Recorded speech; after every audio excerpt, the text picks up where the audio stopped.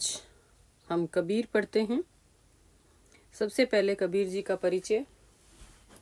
कबीर के जन्म और मृत्यु के बारे में अनेक किंवदंतियां प्रचलित हैं। कहा जाता है कि सन 1398 में काशी में उनका जन्म हुआ और सन 1518 के आसपास मगहर में देहांत। कबीर ने विधिवत शिक्षा नहीं पाई थी, परंतु सत्संग, पर्यटन तथा अनुभव से उन्होंने ज्ञान प्राप्त किया था। भक्तिकालीन निर्गुण संत परंपरा के प्रमुख कवि कबीर की रचनाएं मुख्यतः कबीर ग्रंथावली में संग्रहित हैं, किंतु कबीर पंथ में उनकी रचनाओं का संग्रह बीजक ही प्रामाणिक माना जाता है। कुछ रचनाएं गुरु ग्रंथ साहब में भी संकलित हैं। बच्चों, कबीर अत्यंत उदार, निर्भय तथा सद्गृहस्थ संत थे। राम और रहीम की एकता में विश्वास करने वाले कबीर ने ईश्वर के नाम पर चलने वाले हर तरह के पाखंड, भेदभाव और कर्म कांड का खंडन किया। उन्होंने अपने काव्य में धार्मिक और सामाजिक भेदभाव से मुक्त मनुष्य की कल्पना की। ईश्वर प्रेम, ज्ञान तथा वैराग्य, गुरु भक्ति, सत्संग, साधु महिमा के साथ आत्मबोध और जगत बोध की अभिव्यक्ति उनके काव्य में हुई है। कबीर की भाषा की सहजता ही उनकी काव्यात्मकता की शक्ति है। जन भाषा के निकट होने के कारण उनकी काव्य भाषा में दार्शनिक चिंतन को सरल ढंग से व्यक्त करने की ताकत है। कबीर जी की जो भाषा है बच्चों, उसमें अलग अलग भाषाओं के इतने शब्द मिले हुए हैं कि उस भाषा को विद्वान मिश्रित भाषा, खिचड़ी भाषा या सधुक्कड़ी भाषा भी कहते हैं।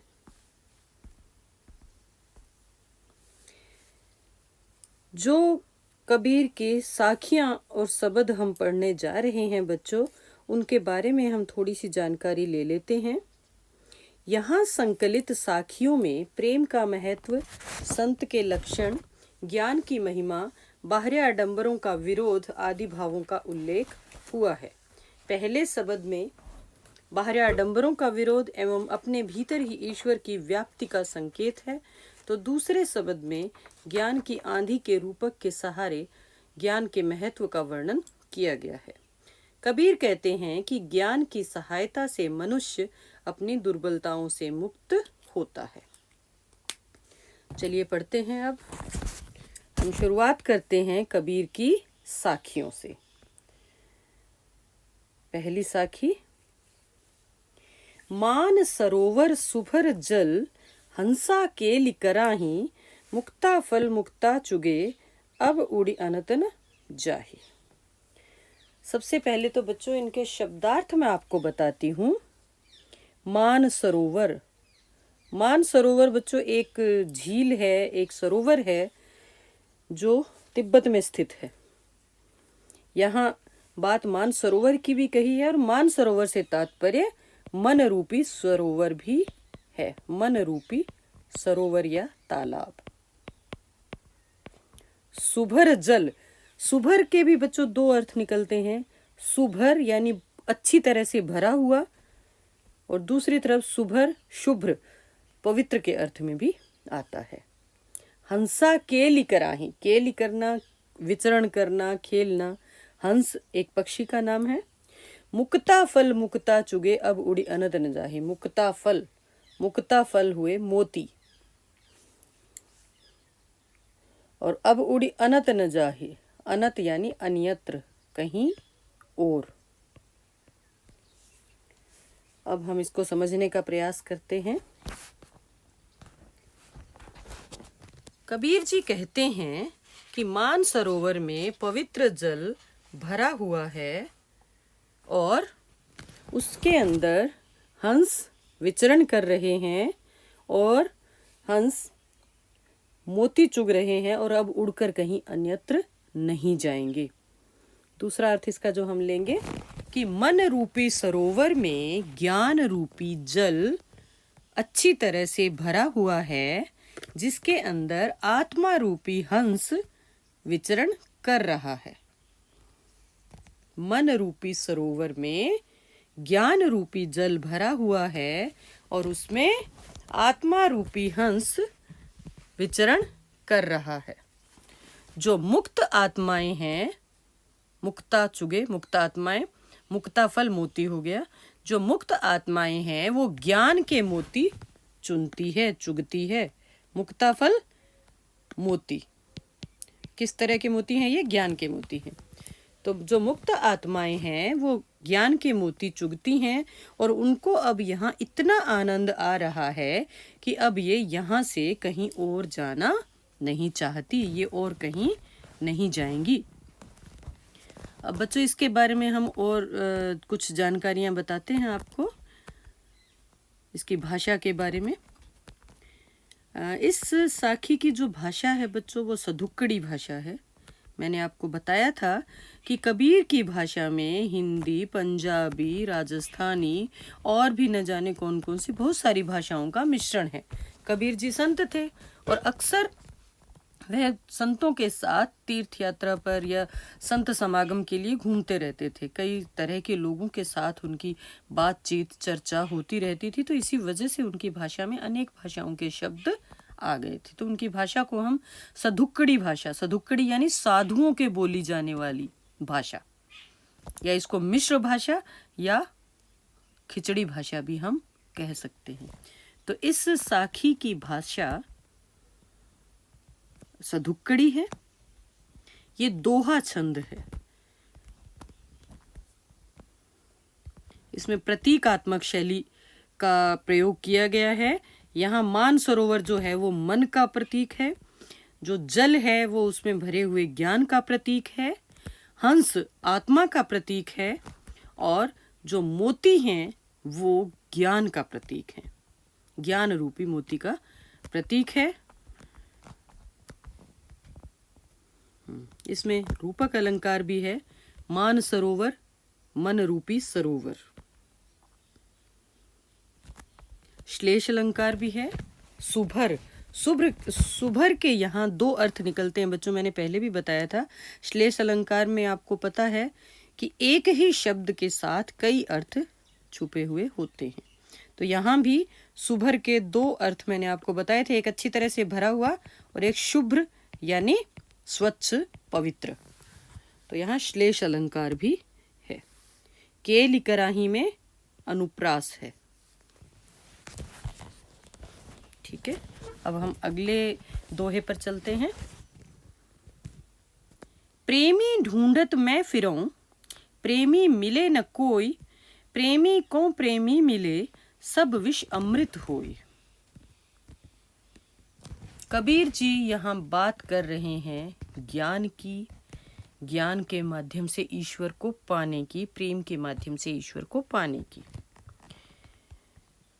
कबीर जी कहते हैं कि वो अपने अज्ञान को दूर करने के लिए, अपने मन के अंधेरे को दूर करने के लिए ईश्वर को खोज रहा है, किंतु उसे आज तक ईश्वर की प्राप्ति नहीं हुई है।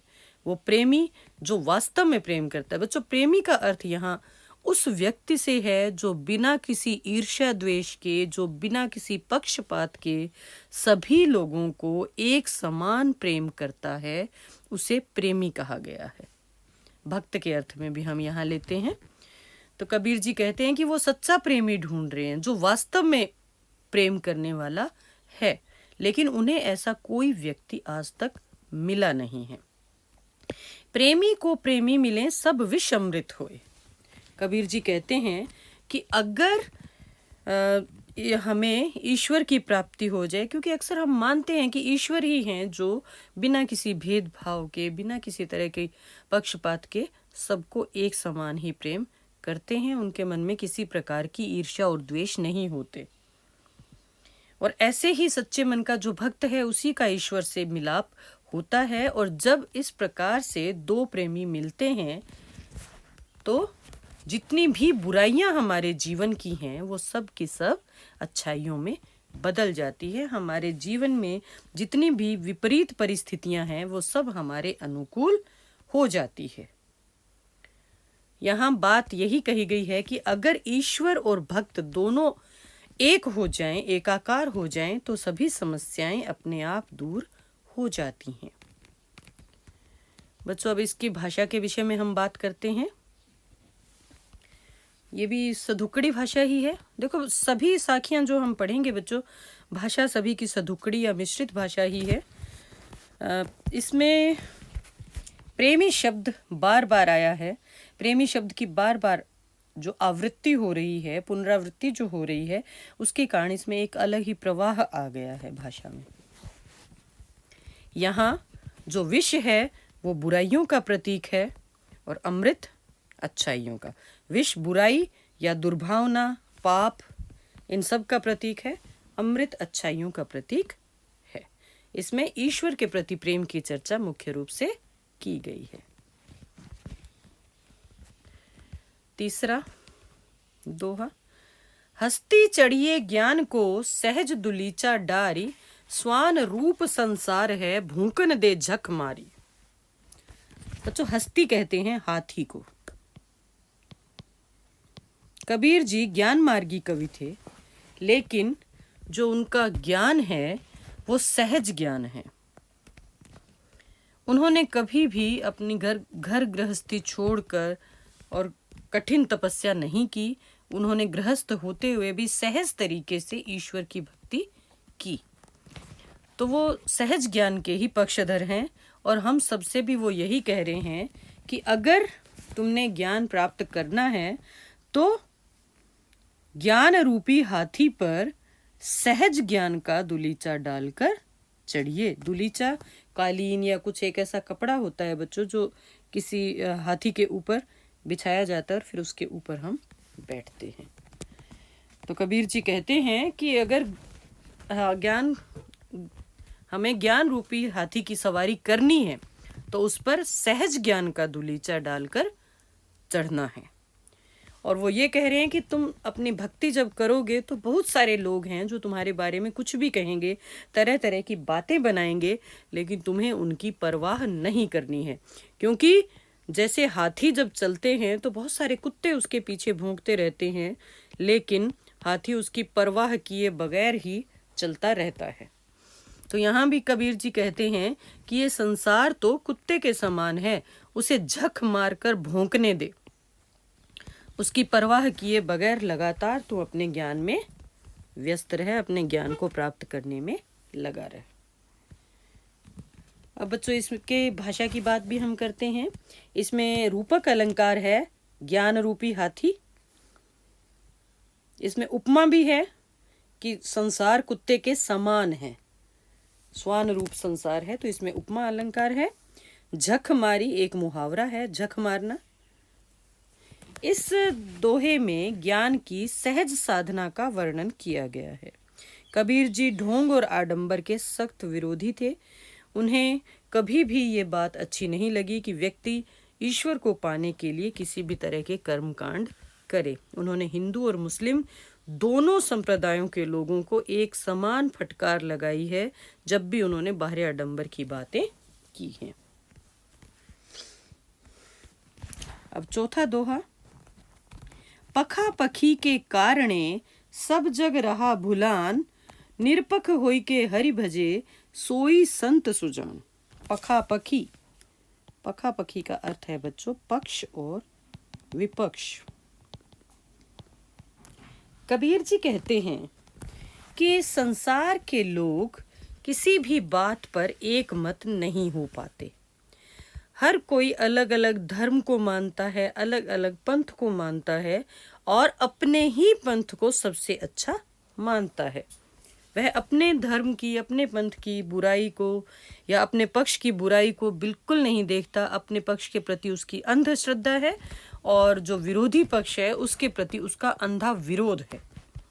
जबकि कबीर जी कहते हैं कि इस प्रकार जब हम पक्ष और विपक्ष के चक्कर में पड़ जाते हैं तो वास्तव में जो हमारे जीवन का उद्देश्य है हम उससे दूर हो जाते हैं। कबीर जी कहते हैं कि पक्ष विपक्ष के कारण ये सारा संसार भूल रहा है, यानी वास्तव में जो उसका मकसद है वो उसे भूलकर पक्ष विपक्ष में अपने पक्ष को मजबूत या अच्छा और दूसरे को बुरा बताने में ही लगा हुआ है। जबकि कबीर जी का कहना है कि जो निरपख होई के हरि भजे सोई संत सुजान। निरपख यानी निष्पक्ष। कबीर जी कहते हैं कि जो व्यक्ति निष्पक्ष होकर किसी भी पक्ष का के तरफ ना होकर ईश्वर का भजन करता है, सच्चा संत वही होता है। सोई वही सच्चा संत होता है। कबीर जी का कहना है कि पक्ष विपक्ष के चक्कर में जो नहीं पड़ता, इस तरह के झंझट में जो नहीं पड़ता, निरपेक्ष रहता है, निष्पक्ष रहता है और ईश्वर के प्रति एक निष्ठ रहता है, पूरी आस्था उसकी अपने ईश्वर में ही है, ऐसा ही व्यक्ति ज्ञानी होता है, ऐसा ही व्यक्ति संत होता है। इसमें भी बच्चों हमें कबीर जी का समाज सुधारक रूप दिखाई देता है। कबीर जी ने अपने दोहों के माध्यम से हमारे समाज में जो बुराइयां हैं उन पर बहुत गहरी चोट की है। इसमें भी वो एक बुराई की तरफ हमारा संकेत कर रहे हैं कि लोग अपने पक्ष को अच्छा और दूसरे के पक्ष को बुरा मानते हैं। ऐसा करने पर अक्सर हम लोग बहुत सारी अच्छी बातों से वंचित रह जाते हैं। कबीर जी का मानना है कि व्यक्ति को उदार होना चाहिए। अगर किसी दूसरे से हमें कुछ अच्छी बातें जानने को मिलती हैं तो हमें उनको भी जानना चाहिए। किसी भी धर्म, किसी भी पंथ या किसी भी पक्ष में कुछ भी अगर अच्छा है तो हमें उसे अपनाना चाहिए, ना कि उसका अंधा विरोध करना चाहिए। यहाँ कबीर जी ने हमें यही शिक्षा दी है। अगला दोहा, हिंदू मुआ राम कही, मुसलमान खुदाई, कहे कबीर सो जीवता, जो दूह के निकट न जाए। मुआ का अर्थ है बच्चों मरना, दूह दोनों, दोनों। कबीर जी कहते हैं कि हिंदू और मुस्लिम दोनों अपने अपने पक्ष के बारे में बात करते रहते हैं। हिंदू राम राम करते हुए मर गया, मुसलमान खुदा खुदा करते हुए मर गया। लेकिन कबीर जी का मानना है कि सच्चे अर्थों में जीवित वो व्यक्ति है जो इन दोनों के ही निकट नहीं जाता। अर्थात ईश्वर सर्वव्यापी है बच्चों। सर्वव्यापी यानी सब जगह पर व्याप्त है और वो एक ही है। हर व्यक्ति उसे अपने हिसाब से देखता है, अपने दृष्टिकोण के अनुसार देखता है। ये उसकी अज्ञानता है। कोई उसे राम कहकर बुलाता है, कोई उसे खुदा कहकर बुलाता है, लेकिन कबीर जी का कहना है कि ईश्वर तो एक ही है। और जो लोग इस तरह के भेदभाव में पड़ते हैं कि ये राम है या खुदा है, वो ऐसे ही अपना जीवन व्यतीत कर देते हैं, ऐसे इस दुनिया से चले जाते हैं। कबीर जी कहते हैं कि सच्चे अर्थों में तो जीवित वही व्यक्ति है, सच्चे अर्थों में भक्त वही व्यक्ति है जो इस प्रकार के भेद की जो बातें हैं भेदभाव वाली, उनके नज़दीक जाता ही नहीं है। जो राम रहीम, या खुदा किसी के नज़दीक नहीं जाता, जो निष्पक्ष होकर, निरपेक्ष होकर ईश्वर की आराधना करता है। जो इस बात को समझ लेता है कि ईश्वर एक है, वह सच्चे अर्थों में जीवित व्यक्ति है। अब इसकी भाषा के बारे में अगर हम बात करें बच्चों, तो भाषा बड़ी जोश से भरी हुई है, आवेग और जोश से भरी हुई है। कहे कबीर में अनुप्रास है। भाषा शैली में अक्खड़पन दिखाई देता है। आपको बताया था पहले, कबीर जी की जो भाषा है उसमें अक्खड़पन भी है। बिना बात की विनम्रता उसमें आपको नहीं दिखाई दी। जहां भी कबीर को बुरा लगा, उन्होंने अक्खड़ तरीके से, जिस तरह का स्वभाव संतों का होता है वैसा ही स्वभाव कबीर जी का भी था, तो बड़े अक्खड़ भाव से भी कई बार किसी बात का विरोध कर दिया करते। तो हमें इस दोहे में उनका अक्खड़पन भी दिखाई दे रहा है और इसमें व्यंग्य किया गया है। हिंदू और मुस्लिम जो अपने अपने धर्म के नाम पे या अपने ईश्वर से चिपके हुए हैं और दूसरे को कम मानते हैं, उन पर कबीर जी ने व्यंग्य किया है। अब अगला दोहा, काबा फिर काशी भया, राम ही भया रहीम, मोट चून मैदा भया, बैठी कबीरा जीम। जीमना क्या होता है बच्चों? जीमना होता है खाना, चून आटा। काबा क्या है? मुस्लिमों का तीर्थ स्थल है और काशी हिंदुओं का तीर्थ स्थल है। कबीर जी कहते हैं, देखो इससे पहले वाला जो हमने दोहा पढ़ा बच्चों, उसमें भी यही बात आई थी कि ईश्वर एक है, हम अज्ञानवश उसके अलग अलग नाम रख लेते हैं, हमने उसे बांट दिया है। तो इसमें भी कबीर जी यही बात कह रहे हैं कि काबा और काशी एक ही बात है। काबा फिरी काशी भया, जैसा काबा है वैसी ही काशी भी है। राम ही भया रहीम, राम ही रहीम हो गया। कबीर जी कहते पहले मुझे इन चीज़ों में भेद लगता था, लेकिन जैसे जैसे मुझे ज्ञान की प्राप्ति हुई है तो मेरे लिए काबा और काशी एक हो गए हैं, राम और रहीम एक हो गए हैं। काबा मुस्लिमों का तीर्थ स्थल, काशी हिंदुओं का तीर्थ स्थल, राम हिंदुओं के भगवान और रहीम मुसलमान का प्रतीक है। तो यहाँ वो कह रहे हैं कि राम और रहीम, काबा और काशी सब एक ही हैं। जब हम इस चीज़ को समझ लेंगे तभी हम सही अर्थ में ईश्वर भक्ति में आनंद उठा पाएंगे, ईश्वर भक्ति का आनंद हम उठा पाएंगे। कबीर जी कहते हैं जैसे मोटा आटा जो होता है उसमें हमें भेद दिखता है, अलग अलग कण दिखाई देते हैं कि ये किस चीज़ का कण है, ये किस चीज़ का कण है, और वो खाने में भी इतना अच्छा नहीं लगता। हम उसमें भेद करते हैं कि अनाज के ये दाने सब अलग अलग दिखाई दे रहे हैं। लेकिन जब उस मोटे आटे को बारीक पीसकर मैदा बना दिया जाता है तो उसका जो स्वाद है वो बढ़ जाता है। कबीर जी कहते हैं कि मेरे भी जो ज्ञान में, मेरा जो ज्ञान है वो अब इतना बढ़ गया है, मैंने इन चीज़ों को जो अलग अलग लोग मानते हैं उनको अब मैंने एक मान लिया है। एक तरह से जैसे किसी ने मोटे आटे को पीस कर मैदा बना दिया है, और अब मैं उस ज्ञान का आनंद ले रहा हूँ। अब उस पिसे हुए मैदे को मैं बैठकर जीम रहा हूँ। बच्चों इसके बारे में भी हम बात अगर करें तो इसमें भी हिंदू और मुस्लिम एकता का संदेश कबीर जी ने दिया है। यहाँ काबा, काशी, राम, रहीम ये प्रतीक रूप में आए हैं। काबा और रहीम मुस्लिमों के प्रतीक के रूप में आए हैं और काशी और राम हिंदू के प्रतीक के रूप में आए हैं। अब हमारा जो अंतिम दोहा है उसे पढ़ते हैं।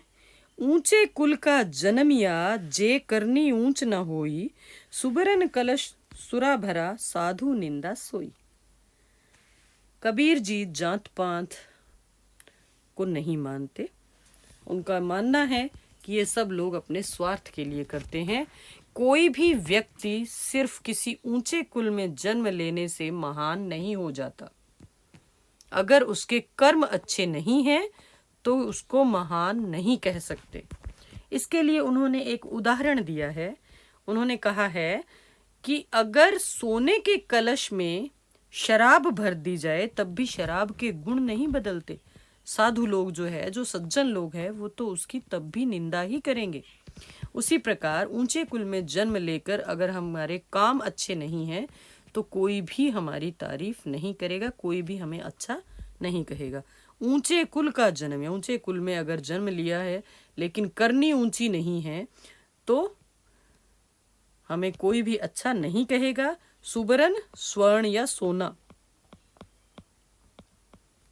कलश सुरा भरा, सुरा कहते हैं शराब को। अगर शराब को सोने के कलश में भी भर दिया जाए तो उसके गुण नहीं बदलते, साधु उसकी निंदा तब भी करेंगे। अब हम इसकी भाषा के बारे में भी चर्चा करते हैं। इसमें सुबरन कलश सुरा भरा, स की आवृत्ति के कारण यहाँ अनुप्रास अलंकार है। इसमें दृष्टांत अलंकार भी है बच्चों। दृष्टांत कहते हैं उदाहरण को। इसमें कबीर ने पहली पंक्ति में एक बात कही है और दूसरी पंक्ति में अपनी उस बात को स्पष्ट करने के लिए एक उदाहरण दिया है, एक दृष्टांत दिया है। तो इसमें हम दृष्टांत अलंकार भी मानते हैं कि इसमें दृष्टांत अलंकार भी है। और एक बात कबीर जी ने और कही है कि हमें बुरे कर्मों से बचना चाहिए, क्योंकि कोई भी व्यक्ति कितना महान है ये उसके कर्म निर्धारित करते हैं। किसी भी व्यक्ति का कुल कैसा है ये उसके महानता में नहीं गिना जाता। अब बच्चों इन साखियों से संबंधित जो प्रश्न है वो हम कर लेते हैं। पहला प्रश्न जो हमारा था, साखियों से संबंधित जो हमारा पहला प्रश्न है, मान सरोवर से कवि का क्या आशय है? हमने बात की बच्चों, मानसरोवर का मतलब है मन रूपी पवित्र सरोवर, मन रूपी सरोवर जिसमें मनुष्य का स्वच्छ विचार रूपी जल भरा हुआ है, पवित्र ज्ञान रूपी जल भरा हुआ है। कवि ने सच्चे प्रेमी की क्या कसौटी बताई है?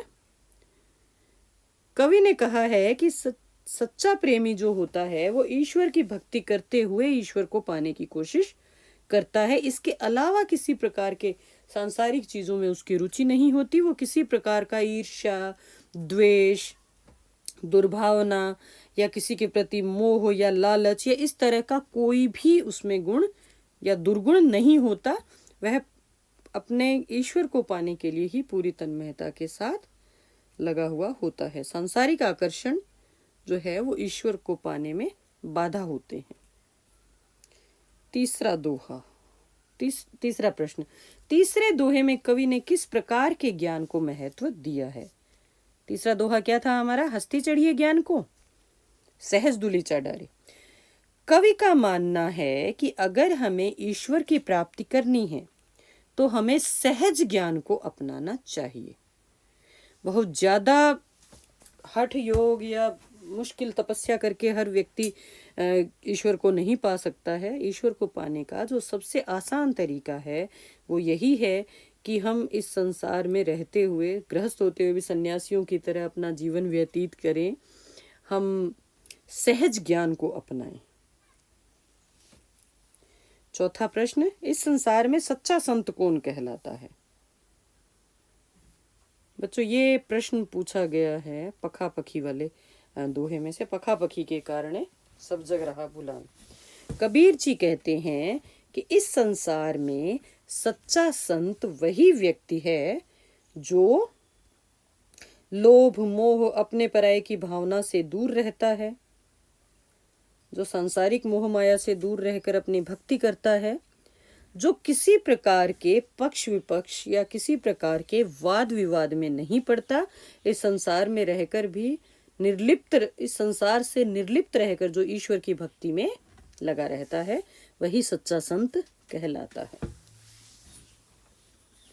पांचवा प्रश्न, अंतिम दो दोहों के माध्यम से कबीर ने किस तरह की संकीर्णताओं की ओर संकेत किया है? अंतिम जो दो दोहे हैं बच्चों, पहले उनके बारे में हम जान लेते हैं। फिर से एक बार याद करते कौन कौन से दोहे हमारे थे। एक तो काबा काशी और राम रहीम वाला, और एक ऊंचे कुल का जन्मिया या सुवर्ण कलश सुरा भरा वाला। ये दो दोहे थे। दोनों में किस तरह की संकीर्णताओं की ओर संकेत किया गया हम चर्चा करते हैं। पहला जो इनमें से पद है उसमें बात की गई है कि धर्म के नाम पर हमें भेदभाव नहीं करना चाहिए। ईश्वर एक है, कोई उसे अल्लाह कहता है, कोई उसे राम कहता है, कोई खुदा कहता है। सबका अपना अलग तरीका है ईश्वर का स्मरण करने का। लोगों ने उसके भेद कर दिए हैं, लेकिन वास्तव में ईश्वर एक ही है। और जिस दिन हम इस भेद को मिटा देंगे उसी दिन हम सही ढंग से ईश्वर की भक्ति का आनंद ले पाएंगे। और अंतिम जो दोहा था उसमें बात की गई थी कि कोई भी व्यक्ति ऊंचे कुल में जन्म लेने से ही महान नहीं हो जाता, बल्कि वो अपने कर्मों से ही महान होता है। अगर उसके कर्म अच्छे नहीं हैं तो वो महान नहीं हो सकता। कबीर जी ने इस बात को स्पष्ट करने के लिए सोने के कलश में शराब भरने की बात कही है कि अगर शराब को सोने के कलश में भी भर दिया जाए तब भी वह अच्छी नहीं हो जाती। साधु लोग उसकी तब भी निंदा करते हैं। अगला प्रश्न, किसी भी व्यक्ति की पहचान उसके कुल से होती है या कर्मों से? तर्क सहित उत्तर दीजिए। अभी हमने चर्चा की थी बच्चों इसी बात पर कि किसी भी व्यक्ति की पहचान उसके कुल से नहीं होती, बल्कि उसके कर्म से होती है। हम अपने रोजमर्रा के जीवन में अगर देखें या इतिहास के उदाहरण उठाकर देखें तो कितने ही ऐसे महापुरुष हुए हैं जिन्होंने ऊंचे कुल में जन्म नहीं लिया था, लेकिन उनके कर्म इतने महान थे कि वो लोग आज पूज्य हैं। हम संत रैदास का उदाहरण ले सकते हैं। संत रैदास का जन्म एक चर्मकार परिवार में हुआ था। वो चमड़े से जूतियां बनाया करते थे। इनकी छोटी सी एक दुकान थी, वहां बैठकर वो अपना काम करते हुए साथ साथ ईश्वर की भक्ति किया करते थे। लेकिन जिस प्रकार का उनका आचरण था, जितना उन्होंने ज्ञान प्राप्त किया, आज रविदास को या रैदास को हम संत कवि मानते हैं। और उनके इसी ज्ञान के कारण ही राजकुल की जो रानी थी मीरा, उसने रविदास जी को अपना गुरु बनाया था। इसी प्रकार के कुछ और उदाहरण बच्चों आप ले सकते हो। आप स्वयं इनको ढूंढो और फिर तर्क सहित मुझे उत्तर दोगे। 7वां प्रश्न, काव्य सौंदर्य स्पष्ट कीजिए। हस्ती चढ़िए ज्ञान को सहज दुलीचा डारी, स्वान रूप संसार है भूकन दे झक मारे।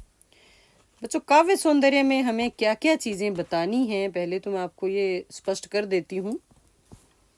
इसमें हम भाषा के बारे में बताएंगे कि कैसी भाषा का प्रयोग है, कौन सा छंद है, क्या भाव प्रकट हो रहे हैं और कौन से